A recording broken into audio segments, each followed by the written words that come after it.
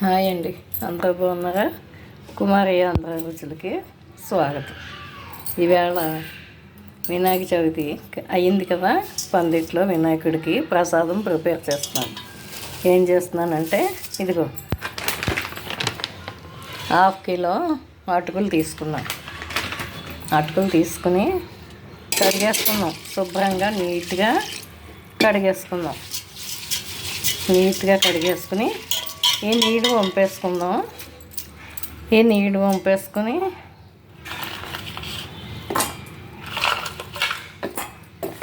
ఇదిగో ఈ కొబ్బరి ముక్కలు మిక్సీ ఆడుకుందాం. బెల్లం ఎంత కావాలో సరిపడంత తరుక్కుని ఇందులో వేసుకుందాం. ఇదిగో పాలు కాగుతున్నాయి, 2 ప్యాకెట్లు పాలు కాగుతున్నాయి. ఇదిగోండి అటుకులు కడిగి వాడేసేసుకున్నాను, నీళ్ళు పంపేసాను, బెల్లం కూర వేసుకున్నాను. ఇదిగో కొబ్బరిలో కూడా కొంత బెల్లం వేసి మిక్సీ పట్టేసుకున్నాను. ఇదిగో ఇలాగ అటుకులు, బెల్లం, కొబ్బరి అన్నీ వినాయకుడికి ఇష్టం కదా. ఇప్పుడు నైవేద్యం పెట్టించుకుని తీసుకువెళ్తున్నాను పందిట్లో వినాయకుడికి. చూడండి, ఇదిగో పాలు మరిగిపోయాయి, కట్టేసాయి కదా, మరిగిపోయాయి. ఇదిగో పాలు పోసేస్తున్నాను, చూద్దాం, కలిపి చూద్దాం.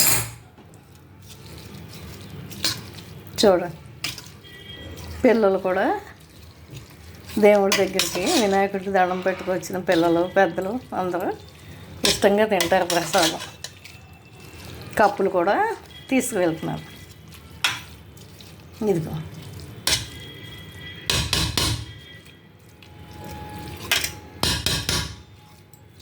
చూసారా, ఇవి కూడా కరిగిపోతాయి. ఈ పాలు కూడా దగ్గర పడిపోతాయి. కొంచెం పోసినా కూడా మనం తీసుకువెళ్ళే దగ్గరికి టైంకి ఇగో అలా పోసేసి తీసుకువెళ్తామా, అక్కడికి వెళ్ళేటప్పటికి దగ్గర పడిపోతాయి.